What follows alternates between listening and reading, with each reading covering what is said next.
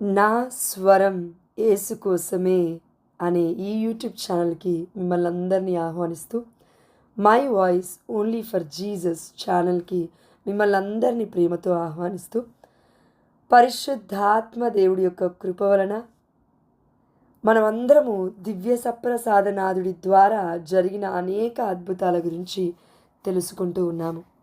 చూడండి, హోలీ యూకరిస్టిక్ లార్డ్ అంటే దివ్య సప్రసాద నాథుడు మన పట్ల చేసిన అద్భుతాల కంటే ఎక్కువగా దేవుడే ఒక అద్భుతమని, దేవుడే తనకు తానుగా మన మధ్యలోకి వచ్చి దర్శనమిస్తూ ఉన్నాడు, వ్యక్తపరుచుకుంటూ ఉన్నాడు, చూపిస్తూ ఉన్నాడు తన యొక్క మహిమ కార్యములను. అంటే దీని ద్వారా మనలో విశ్వాసాన్ని పెంపొందించడానికి ఆ దేవాతి దేవుడైన మన యేసుప్రభుల వారు నిరంతరం ప్రపంచవ్యాప్తంగా దివ్య సప్రసాదనాథుడి అద్భుతాల ద్వారా తెలియజేస్తూనే ఉన్నాడు. దీన్ని బట్టి దేవుడికి సమస్త ఘనత మహిమ ప్రభావములు చెల్లిస్తూ, మత్తయి సువార్త 26వ అధ్యాయము 26 నుండి 29 వచనాలు మనం చూస్తే, యేసు ప్రభుల వారు కడరాత్రి భోజనం అందున ఆనాడు శిష్యులకే కాదు మనందరికీ కూడా చెప్తున్న వాక్యం ఇది. వారు భుజించుచుండగా యేసు రొట్టెను అందుకొని ఆశీర్వదించి త్రుంచి తన శిష్యులకు ఇచ్చుచు ఇట్లనెను, దీనిని మీరు తీసుకొని భుజింపుడు, ఇది నా శరీరము అనెను. చూడండి, మత్తయి సువార్త 26వ అధ్యాయం 26వ వచనంలో యేసు ప్రభువారే స్వయంగా చెప్తున్న మాట. దేవుడు అబద్ధం ఆడడు, దేవుడు సత్యాన్నే చెప్తాడు, ప్రతి మాటకి కూడా జీవం ఉంది. అవునా? అయితే యేసు ప్రభువారు మనందరికీ చెప్తున్నాడు, ఇది నా శరీరము, ఇది నా వలే ఉన్న శరీరం అని చెప్పట్లేడు, లేదంటే ఇది గొర్రెపిల్ల శరీరం అని చెప్పట్లేడు. ఈ యొక్క రొట్టెను అందుకొని ఆశీర్వదించి త్రుంచి మనందరికి ఇచ్చుచు ఇది నా శరీరము అని చెప్తూ ఉన్నాడు యేసు ప్రభుల వారు.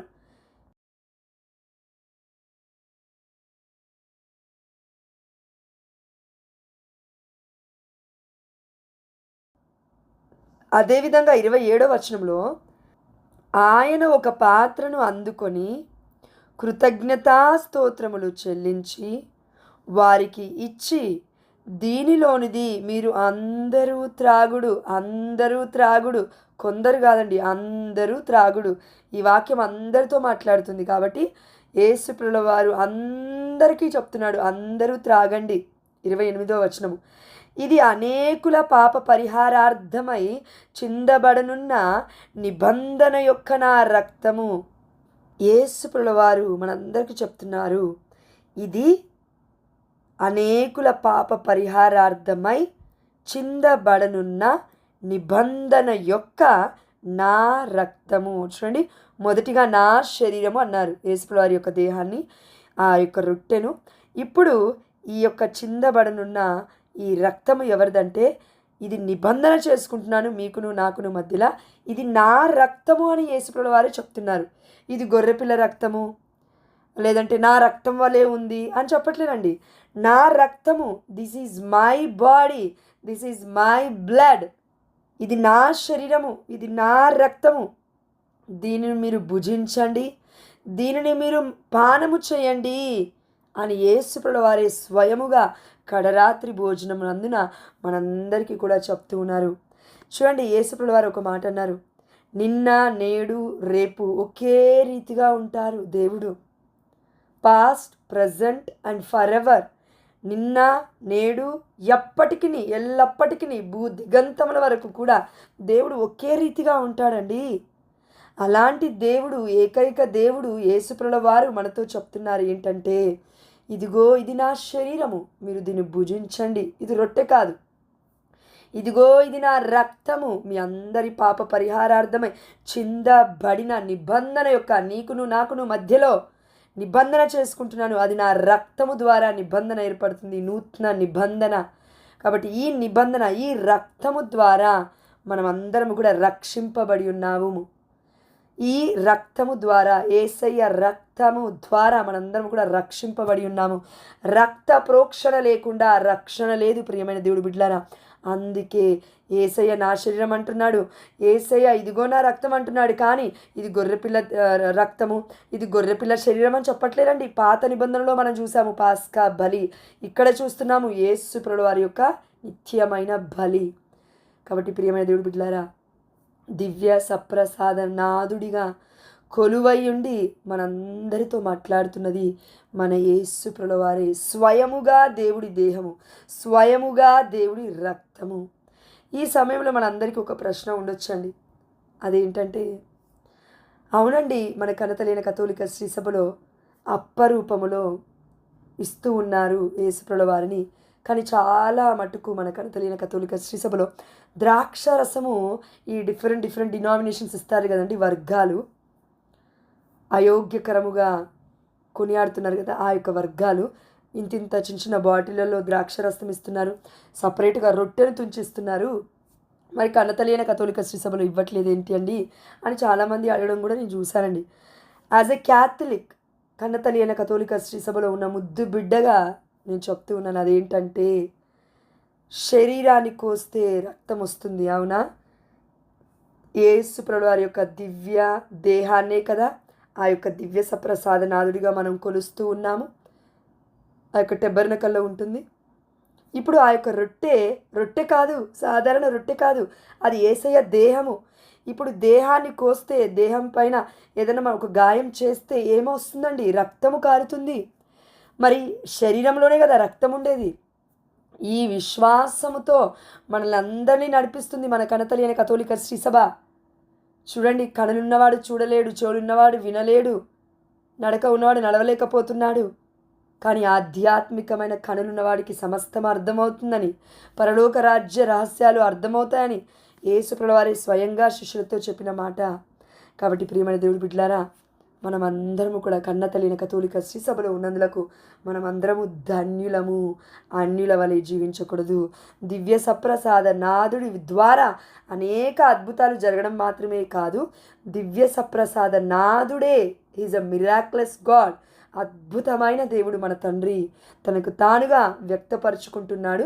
దివ్య సప్రసాదంలో నేను కొలువై ఉన్నాను అని ప్రపంచవ్యాప్తంగా అనేక అద్భుతాలు దేవుడు చేస్తూనే ఉన్నాడు. దీన్ని బట్టి దేవుడికే సమస్త ఘనత మహిమ ప్రభావములు చెల్లిస్తూ ఆ దేవాదేవుడు పేరు పెట్టి పిలుస్తూ ఉన్నాడు. ఈ సమయంలో ఒక బిడ్డని అశోక్, దేవుడు మిమ్మల్ని దీవిస్తూ ఉన్నాడు. Amen, hallelujah. Thank you Jesus, praise you Jesus, we adore you Jesus. Naresh, ఆ దేవాదేవుడు మిమ్మల్ని పేరు పెట్టి పిలుస్తూ ఉన్నాడు. Amen, hallelujah. Thank you Jesus, praise you Jesus, we adore you Jesus.